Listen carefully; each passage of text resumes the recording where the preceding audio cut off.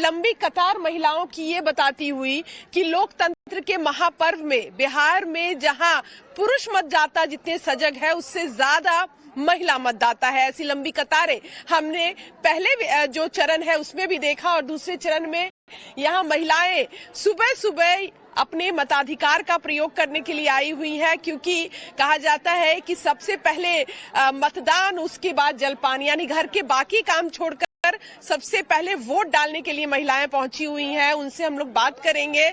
सबसे पहले आप ही से बात करते हैं। माता जी, क्या नाम हुआ आपका? बुचनी देवी। माता जी, सुबह सुबह आ गए? सूत के उठ के नहा धो के आ गए। वोट गिराना जरूरी है ना? हाँ, जरूरी है, जरूरी है। क्या सोच रही है, क्या है जहन में? वोट डालने के लिए इतनी लंबी लाइन है, इंतजार कर रही है? हाँ, बहुत इंतजार कर। वोट गिरा के जाएंगे। जामी कितना देर लगेगा, उसके बाद वोट गिरा के जाएंगे।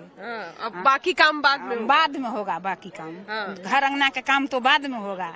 ये रोज रोज थोड़ी होते हैं। ठीक बात। ये तो 5 साल 10 साल के बाद होते हैं ना।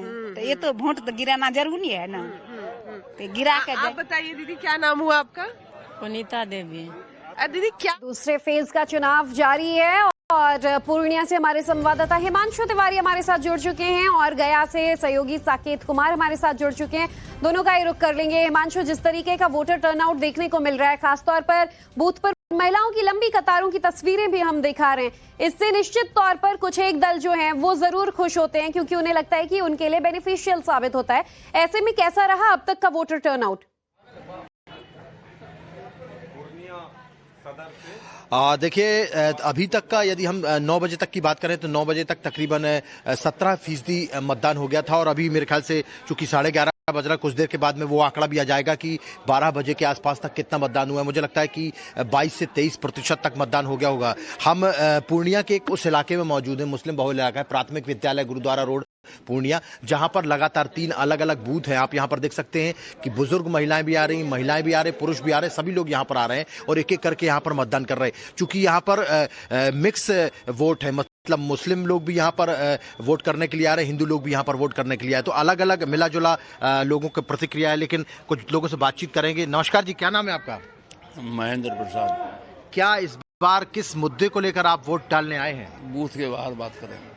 किस मुद्दा क्या रहेगा? विकास का? कोई बात नहीं करें। अच्छा, कुछ बात करना चाहेंगे? हैं? कुछ बात करना चाहेंगे? किस मुद्दे पर वोट डालें? विकास पर, रोजगार पर? विकास का और क्या? विकास होना चाहिए। अभी तक जो विकास हुआ उससे खुश नहीं है? विकास जो है खुश है हम। और होना चाहिए विकास है। रोजगार मिलना चाहिए। देखिए, कुछ युवा भी हैं, रोजगार मिलना चाहिए। आप लोगों को लगता है रोजगार जरूरी है? जी। बिहार के मुद्दा बहुत है। हाँ, बताइए ना, आपको क्या लगता है कौन कौन सा मुद्दा है? मुद्दा बहुत है। अब वो चलिए हिमांशु, मुद्दे बहुत हैं, मुद्दों पर आप बात करिएगा। गया से साकेत हमारे साथ जुड़ चुके हैं। साकेत, फेज 2 आज का आखिरी वो चरण है और इसके बाद 14 नवंबर का इंतजार रहेगा, लेकिन ओवरऑल बिहार में आज इन 122 सीटों पर कौन कौन से वो वीआईपीज होंगे जिनकी किस्मत दांव पर लगी नजर आ रही है?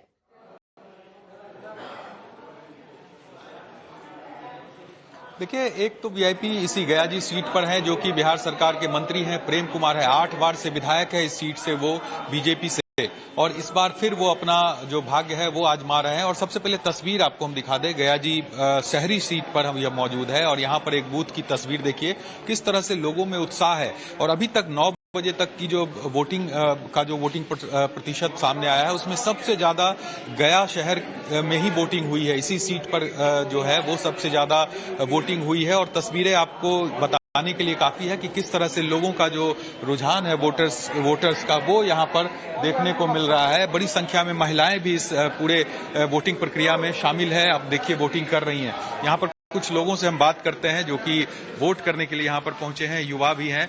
यूथ है आप लोग, क्या कुछ मुद्दा है इस बार? मुद्दा सरकार से बस यही निवेदन है कि हम लोगों के युवा पीढ़ी के हक में कुछ अच्छे डिसीजन लिए जाए और जो शहर में जो काम वगैरह नहीं हो पा रहे हैं, बहुत सारे पिछले साल से बहुत सारे पेंडिंग हैं, युवाओं पीढ़ी की भी बहुत सारे कम ये हैं, तो सरकार से बस यही निवेदन है कि हम लोगों पर आप बिहार में आज लोगों के मुद्दे भी जानेंगे और मतदान को लेकर उनका उत्साह भी दर्शकों तक पहुंचाएंगे। बहरहाल एक छोटा सा पीछे ये लंबी कतार महिलाओं की ये बताती हुई कि लोकतंत्र के महापर्व में बिहार में जहां पुरुष मतदाता जितने सजग है उससे ज्यादा महिला मतदाता है। ऐसी लंबी कतारें हमने पहले जो चरण है उसमें भी देखा और दूसरे चरण में यहाँ महिलाएं सुबह सुबह अपने मताधिकार का प्रयोग करने के लिए आई हुई है, क्योंकि कहा जाता है कि सबसे पहले मतदान, उसके बाद जलपान, यानी घर के बाकी काम छोड़कर सबसे पहले वोट डालने के लिए महिलाएं पहुंची हुई हैं। उनसे हम लोग बात करेंगे। सबसे पहले आप ही से बात करते हैं। माता जी, क्या नाम हुआ आपका? बुचनी देवी। तो माता जी सुबह सुबह आ गए? सूत के उठ के नहा धो के आ गए। वोट गिराना जरूरी है ना? हाँ, जरूरी है, जरूरी है। क्या सोच रही है, क्या है जहन में वोट डालने के लिए? इतनी लंबी लाइन है, इंतजार कर रही है? हाँ, बहुत इंतजार कर। वोट गिरा के जाएंगे। अभी कितना देर लगेगा, उसके बाद वोट गिरा के जाएंगे। अब बाकी काम बाद में होगा। बाकी काम घर अंगना का काम तो बाद में होगा। ये रोज रोज थोड़ी होते हैं। ठीक बात। ये तो 5 साल 10 साल के बाद होते हैं ना। तो ये तो वोट तो गिराना जरूरी है ना। तो गिरा के आप बताइए दीदी, क्या नाम हुआ आपका? पुनीता देवी। दीदी, क्या दूसरे फेज का चुनाव जारी है और पूर्णिया से हमारे संवाददाता हिमांशु तिवारी हमारे साथ जुड़ चुके हैं और गया से सहयोगी साकेत कुमार हमारे साथ जुड़ चुके हैं। दोनों का ही रुख कर लेंगे। हिमांशु, जिस तरीके का वोटर टर्नआउट देखने को मिल रहा है, खासतौर पर बूथ पर महिलाओं की लंबी कतारों की तस्वीरें भी हम दिखा रहे हैं, इससे निश्चित तौर पर कुछ एक दल जो हैं वो जरूर खुश होते हैं, क्योंकि उन्हें लगता है कि उनके लिए बेनिफिशियल साबित होता है। ऐसे में कैसा रहा अब तक का वोटर टर्नआउट? देखिए, अभी तक का यदि हम 9 बजे तक की बात करें तो 9 बजे तक तकरीबन 17% मतदान हो गया था और अभी मेरे ख्याल से चूंकि 11:30 बज रहा, कुछ देर के बाद में वो आंकड़ा भी आ जाएगा कि 12 बजे के आसपास तक कितना मतदान हुआ है। मुझे लगता है कि 22 से 23% तक मतदान हो गया होगा। हम पूर्णिया के उस इलाके में मौजूद हैं, मुस्लिम बहुल इलाका है, प्राथमिक विद्यालय गुरुद्वारा रोड पूर्णिया, जहां पर लगातार 3 अलग अलग बूथ हैं। आप यहां पर देख सकते हैं कि बुजुर्ग महिलाएं भी आ रही, महिलाएं भी आ रहे, पुरुष भी आ रहे, सभी लोग यहां पर आ रहे हैं और एक एक करके यहां पर मतदान कर रहे हैं। चूंकि यहां पर मिक्स वोट है, मतलब मुस्लिम लोग भी यहां पर वोट करने के लिए आ रहे हैं, हिंदू लोग भी यहां पर वोट करने के लिए आए, तो अलग अलग मिला जुला लोगों की प्रतिक्रिया है। लेकिन कुछ लोगों से बातचीत करेंगे। नमस्कार जी, क्या नाम है आपका? महेंद्र प्रसाद। क्या इस बार किस मुद्दे को लेकर आप वोट डालने आए हैं? बूथ के बाहर बात करेंगे। किस मुद्दा क्या रहेगा? विकास का? कोई बात नहीं। अच्छा, कुछ बात करना चाहेंगे? हैं? कुछ बात करना चाहेंगे? किस मुद्दे पर वोट डालें? विकास पर, रोजगार पर? विकास का और क्या? विकास होना चाहिए। अभी तक जो विकास हुआ उससे खुश नहीं है? विकास जो है खुश है हम। और होना चाहिए विकास है। रोजगार मिलना चाहिए। देखिए, कुछ युवा भी हैं, रोजगार मिलना चाहिए। आप लोगों को लगता है रोजगार जरूरी है? जी। बिहार के मुद्दा बहुत है। हाँ, बताइए ना, आपको क्या लगता है कौन कौन सा मुद्दा है? मुद्दा बहुत है। अब वो चलिए हिमांशु, मुद्दे बहुत हैं, मुद्दों पर आप बात करिएगा। गया से साकेत हमारे साथ जुड़ चुके हैं। साकेत, फेज 2 आज का आखिरी वो चरण है और इसके बाद 14 नवंबर का इंतजार रहेगा। लेकिन ओवरऑल बिहार में आज इन 122 सीटों पर कौन कौन से वो वीआईपीज होंगे जिनकी किस्मत दांव पर लगी नजर आ रही है?